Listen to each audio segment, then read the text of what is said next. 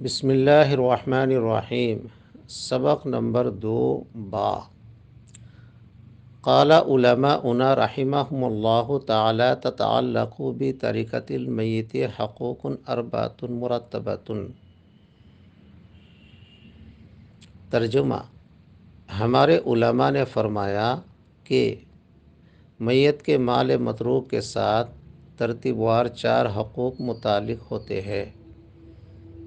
علماء سے علماء احناف مراد ہیں، یعنی اس کتاب میں مسلک احناف کے اصول کے مطابق مسائل جزیہ سے بحث ہوگی، لیکن دیگر ائمہ کے مسلک کا ذکر تبعاً ہوگا۔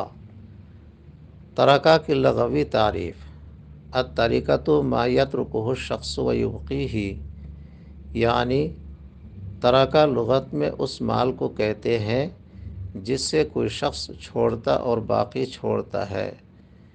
اصطلاحی تعریف: ما یترکہ الشخص صافیا خالیا عن حق الغیر، یعنی اصطلاح میں ترکہ اس مال کو کہتے ہیں جس سے کوئی شخص غیر کے حقوق سے خالی اور صاف شفاف چھوڑتا ہے۔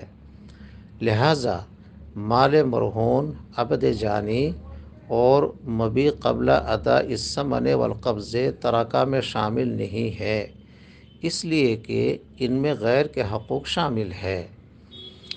الاول یبدأ بتکفینہ وتجہیزہ ثم تقضى دیونہ من جمیع ما بقی من مالہ بعد التجہیز، ثم تنفذ وصایاہ من ثلث ما بقی من مالہ بعد الدین، ثم یقسم الباقی بین ورثتہ بالکتاب والسنۃ واجماع الامہ۔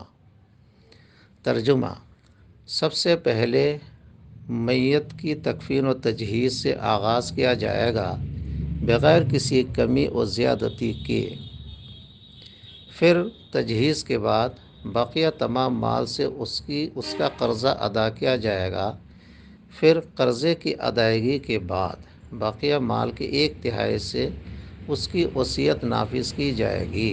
پھر بقیہ مال کو ورثاء کے درمیان کتاب و سنت اور اجماع امت کے روح سے تقسیم کر دیا جائے گا۔ والسلام علیکم ورحمۃ اللہ وبرکاتہ۔